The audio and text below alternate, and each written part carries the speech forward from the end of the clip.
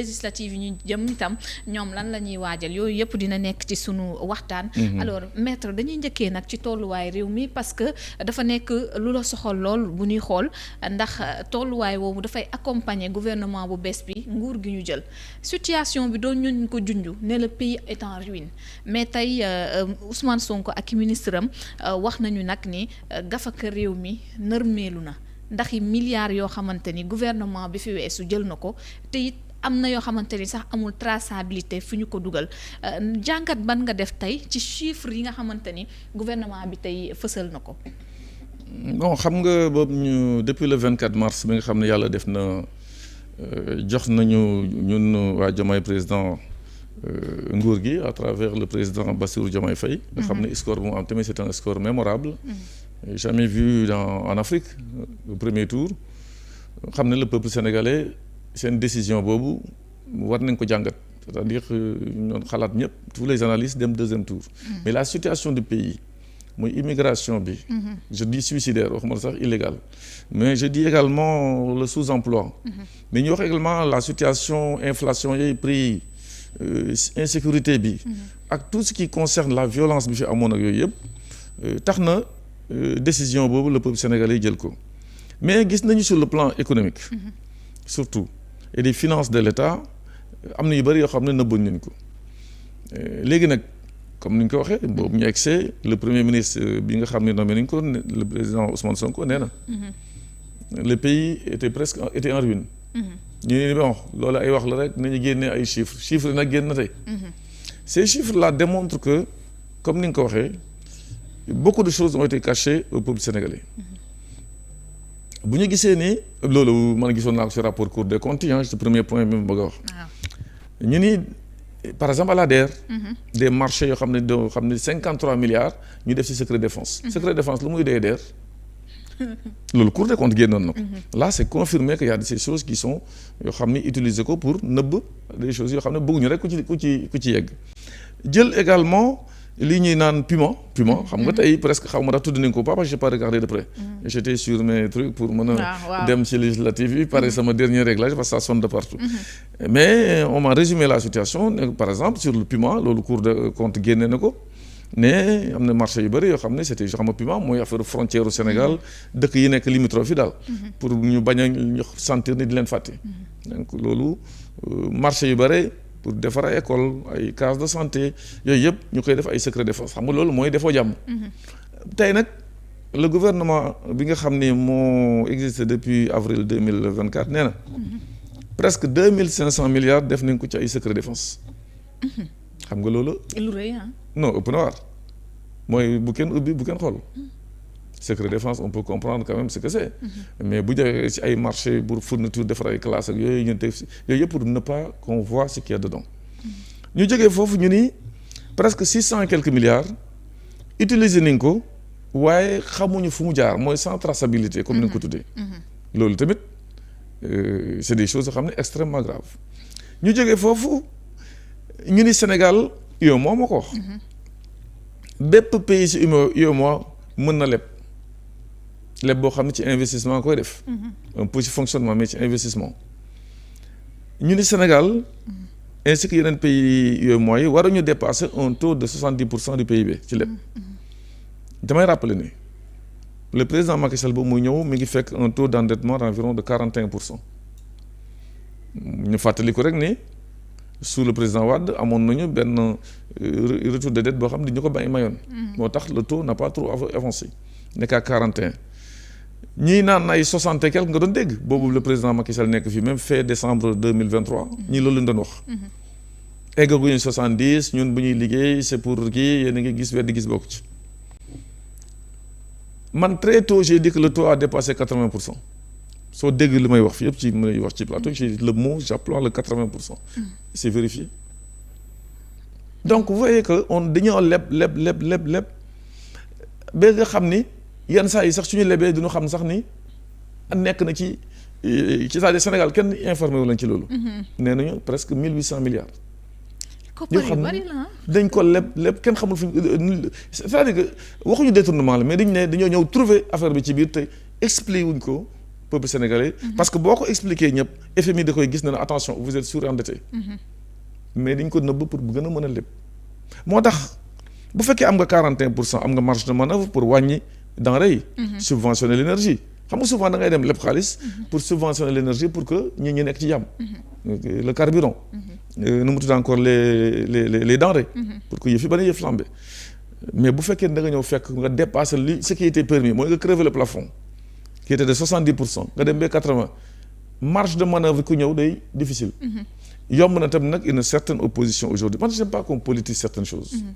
une certaine opposition ñëw ñu naan way mënu leen da ngeen fekk fii mais bu fekkee kii lay naan mënuloo. te moo la creuser le puits bi nag. wala kàmb gi parce que très tôt ñoom wax nañ ñii dañoo tële déjà li ñu promettre woon ba teg ko dafa mel ni am nañ ay difficultés ndax ça n'existe pas loolu lañ doon avancer. ay des c'est normal. que nga boo xam nga l'Afrique malheureusement contrairement aux pays yoo xam ni transparence moo fa am. traçabilité nu mu tudd encore bonne gouvernance ainsi que la digitalisation de l'administration. rapport yi tamit di génn à temps at bu nekk. bu fekkee rapport yi génn à temps daañu xam chiffre état bi. kuy wax dana xam lu muy wax. mais bu fekkee dañuy nëbb toog 5 ans 4 ans génne wuñu tey rapport de la Cour des comptes ANSD peut-être mooy def yenn affaire mais yenn saa yi sax on discute sur la véracité des informations données xam nga fu may waxee. c'est normal qu'en Afrique le pouvoir bu jógee ngay doog a xam ñaata ne dafa nekk ginaar gi parce que bu mu fi nekkee lépp li nëbb. léegi nag ñëw nañu gis nañu mais laaj na c'est important te waroon nañu ko def sax dans les 3 mois c'est la loi. jox ko Cour des comptes. mu kii ko mais bon dañ fi fekk loo xam ni tamit doy na waar ñu ni bon léegi de toute façon la Cour des comptes est saisie de ça. parce que loolu c'est une obligation légale que chaque fois il y a changement de régime. de saisir la Cour des comptes mu saytu affaire yi doog a def rapport am. il se trouve que aujourd'hui les informations qui sont données les gens que c'est de la politique politicienne mais c'est des chiffres. léegi nag jàng moom wala xam-xam kenn moomu ko. ñëpp ko bokk. il y a des gens qui vont être en face pour dire n'importe quoi.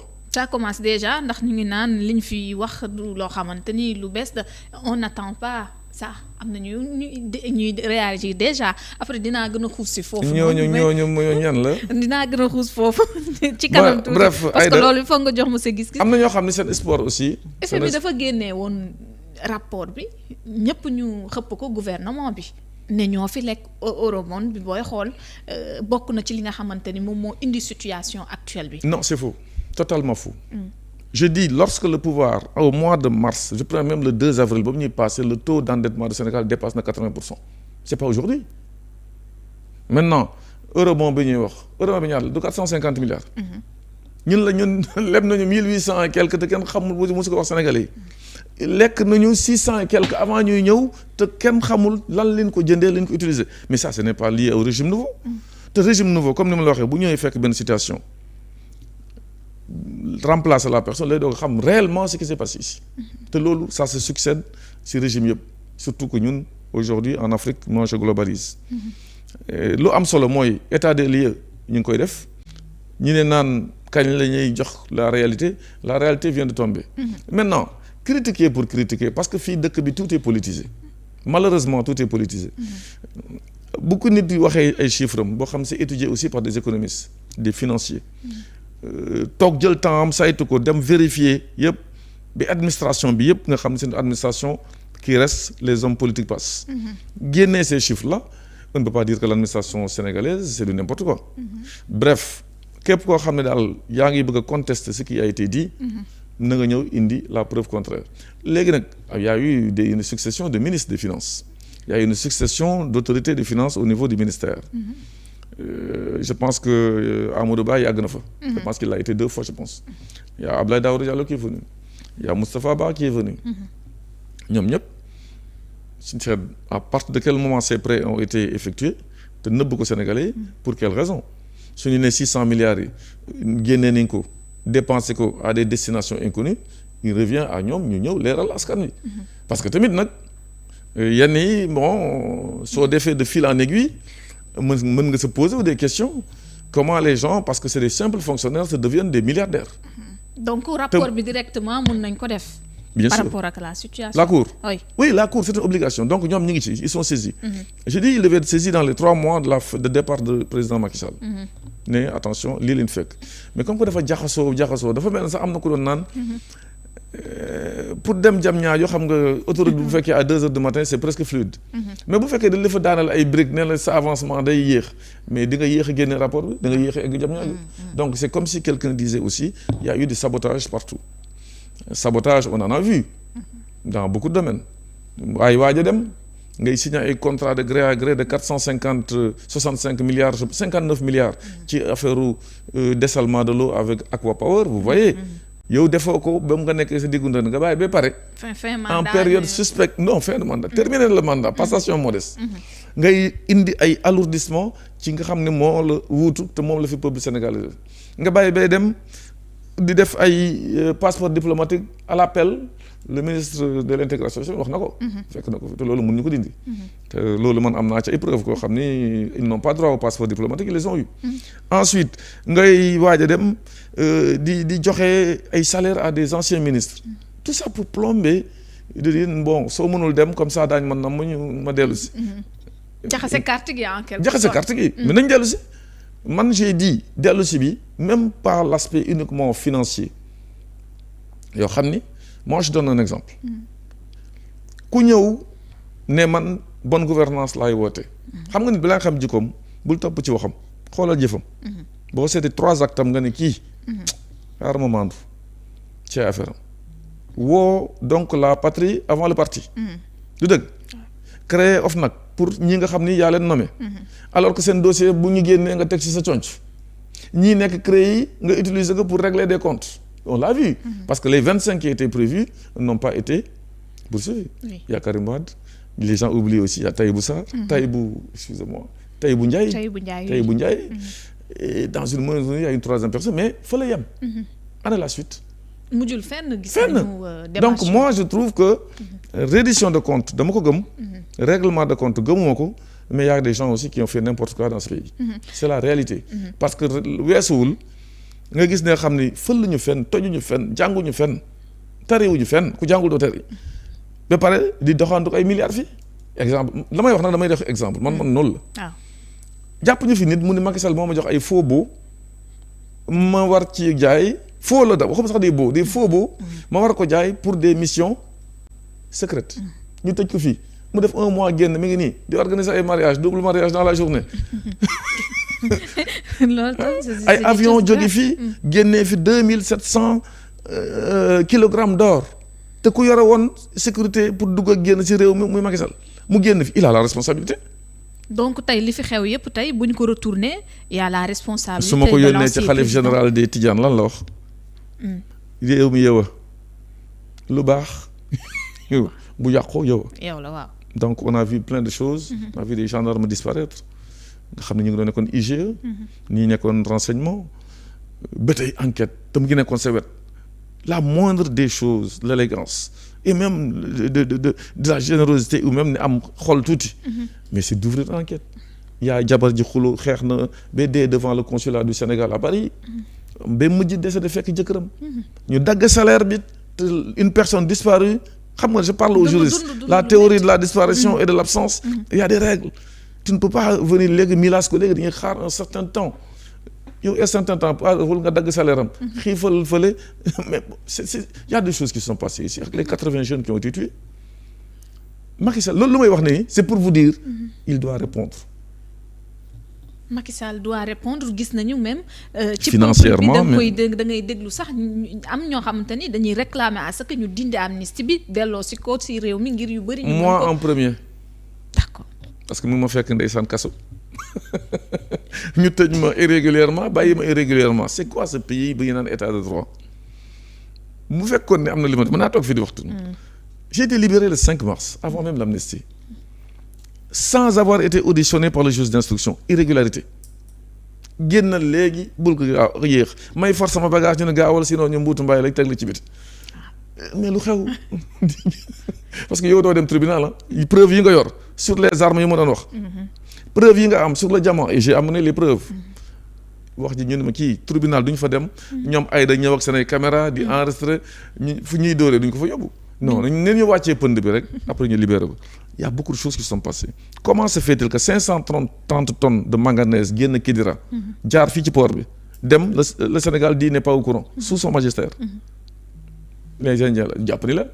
Pour vous dire qu'il y a beaucoup de choses qui se sont passées ici dans ce pays yoo xam ne sous son magistère et que deuxième mandat ak deuxième et dernier raakaam ce fut une catastrophe moo tax ma bàyyi ko fa dem sama yoon yàlla may ma ci ndam mu limogé ma dem dikk man Ousmane ak sëñ Bassirou les 3 grands prisonniers politiques ñu limogé ko tamit Sénégal. te yéen gis nañu yéen a yéegaat dégg nañ ki nga xamante ni moom mooy Ousmane Sonko sax si biir yoo xam mu ne dañoo dem ba moom ak président ñu toog ñooñu nañu woo ministre des finances ngi wax ak moom mu ne leen dette bi de joxe wuñu chiffre exact ñun ñoo xaw a changé mbir yi. jaxe sa carte gi waaw. est-ce que seen réunion boobu mu ko woowoon balaa ñuy passation de service. nee na azalaay certainement mi ngi koy jox les trucs pour uniquement ñu smooth quoi. waaw mais franchement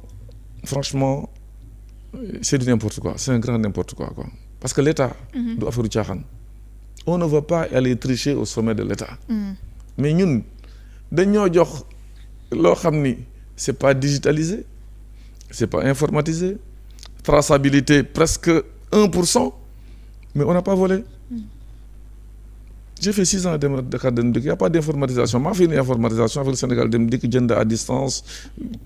Mais xaalis bi dañ koy jël ci réseau bi. loxo ak loxo. indi ko ci saaku. dem déposer ko banque. nga def juróom benn at ak genn wala ñu ne benn sàcc amoo fa dërëm manqué wu fa. sant yàlla. ñett que ñoom ñële. pendant que ñuy leb xaalis FMI. Banque mondiale. baat di leen dimbale. l'AFD di joxe. ñu ne la yow demal tëdd sa kër nelaw parce que dafa am épidémie. ñu xam nga sàcc. dugal kees sa loxo sàcc. c'est pas comprendre. mais yenn kees gi dawal moom beneen affaire la aussi. c'est ce qui s'est passé. et man gis ngeen ay beau-frère du président de la République. il faut comprendre par là Aïda le fait que l'autre jour lorsque Mimi Touré Mansour Faye yóbbu ko tribunal ñàkk procès bi. c'est parce qu'il y a le procès du ceeb dana ñëw. Parce que les juges ont compris qu'il y a un rapport, c'est des magistrats qui ont dit que ça existe. Mais comme ce n'était pas le procès du jour, ñu ni bon, Madame Aminata Touré dafa basé sur quelque chose des choses de bonne foi. Parce que loolu magistrat yi wax kenn démontré gul c'est faux. Moom nag voilà, je parle même de l'OFNAC là. Tout ça c'est léegi tey ñu defoon le parquet qui financier yooyu yëpp. le pôle judiciaire financier. c'est bien qu'il remplace la CREI. parce que avec CREI mënuñu woon def appel. avec la CREI la charge de la preuve était inversée. mooy yow li nga yore yëpp li ñuy xool ba trouver ko ñu ne noo ko jëndee. l'enrichissement illicite. loolu yëpp léegi ñu ngi ñëpp yuuxu nañu. ñu ne ñu dellu si li Sénégalais yi en majorité bëgg. def charge normale bi am parquet am instruction am des juges assis loolu yëpp ñu ngi koy def donc nañ dem wuyu ji jarul ñuy yuuxu nag quoi. jarul ñuy yuuxu parce que yuuxu bi bari na waaw loolu ku ñu waxul sax nga taxaw di yuuxu naan dinaa dem aéroport di nga gis te kenn tudd la. parce que yaakaar nañu mbir yi moom ay kii la te dinaa ci gën a xuus bu baax mais maître bu ñu xoolee chiffres yi ni mu demee. situation bi catastrophique na selon le ministre ak lim ñu wan mais est-ce que tâche bi tey dina yomb pour ce nouveau gouvernement tey ñu résoudre ce problème là parce que premier mandat bi 5 ans la te liñ fi exposé dafa gàtt waaw ndax dana yomb tey. non du yomb d'ailleurs ñoom wax nañ ko toujours tout à l'heure nee na bon à des lendemains attendons-nous à des choses voilà parce que tamit plus le puits est profond xam nga plus la remontée est difficile. loolu moom y a pas de souci parce que fekkoon dañu fekk tout nekk à 0 ñu jël dem 1 mais bu fekkee ne mi ngi à moins 18 il faut nga ñëw ba 0. doo ko dem plus. c'est ça aussi la réalité donc ce pays là marché par la tête. voilà bu ñu demee ba ay avion di génn fii di génne or bi di ko yóbbu te mu am ay plan de vol je pense que l'enquête va encore beaucoup plus pousser. sur ça. te ndax tey dégg nañu ñoom sax ñu évoqué loolu un peu ci wàllu woowu noonu donc tey boo déggee maître kii di Macky Sall génnee fi livre blanc ngir jiital ay tontu ci wax ni moom réew mu jekk la fi bàyyi moom tam génnee ay chiffres boppam ban jàngat ngay def si loolu. man